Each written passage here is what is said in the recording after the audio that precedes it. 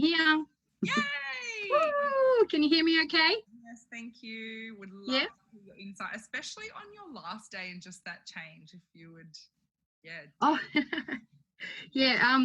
There was a couple of things that really transformed for me. It was amazing event, and I'm so glad I went. And it's been a lot of what I wanted to say has been covered by Monique and Alana, which is fine. But there's a couple of things that in getting into state's really important, and it's something I've been really guilty of too. You know, you feel like crap and you think, oh, you know, I can't do it. I don't want to do it. But, you know, to get into state's really important. It doesn't matter what you do or how you feel, you can change that state. And it's been mentioned about the physiology. So, yeah, put on some music, really pump it out, get moving. That'll be amazing.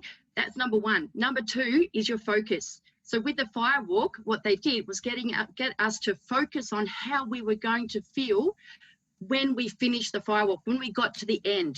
So you need to focus on the end result. So that's number two. Number three is your language. So on the way to the firewalk, we were all chanting, yes, yes, yes, like, yeah, yes, we can do it. Yes, yes, yes. That's our minds were all just chanting that. And as we were walking over those hot coals, we were saying, wet moss, wet moss, wet moss. You know how lovely wet moss feels? Nice and cool and lovely, except I stuffed it up and I got confused at the time and I was sort of all, and I said white moss, but it still worked. It still had the same effect, so it was all good. So yeah, it's really important to get into that peak state, and then honestly, you can do anything. And one of the things Tony said is all you need to do is take that first step, because you guarantee you'll take the second, third, fourth, or fifth. And in that situation, yes, absolutely, definitely. But it's like anything. It's often that first step is the hardest step to take. And the other thing that was just amazing for me is the limiting beliefs, and we smashed that out of the park. That was a really, really super intense process. And I won't go into it now because of the timing, of course, but that worked. Basically, it's just really getting into the feeling of the power, the feeling of how you would feel if you didn't get rid of your limiting belief.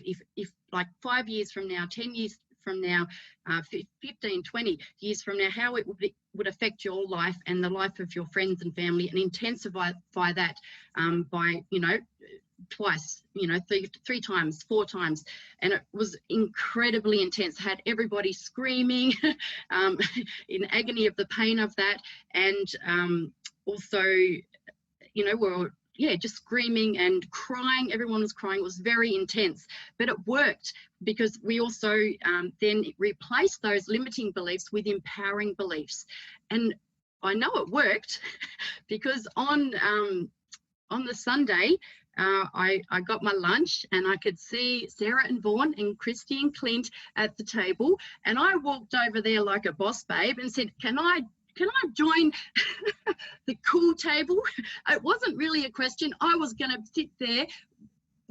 One of my limiting beliefs was I'm not good enough. But hey, I'm outstanding. I am good enough. And that I changed that. I'm not good enough to I'm outstanding. And I just, walked up there, plonked my food down. And I didn't care what anyone said or thought. I was eating my food with all you guys. Before that day, I would have been sitting in the corner, eating my food by myself, feeling like a complete and total loser because I wasn't good enough. So it worked. It's transformed my life in every way. It was just amazing. Just amazing. Oh, I'm getting emotional just thinking about it.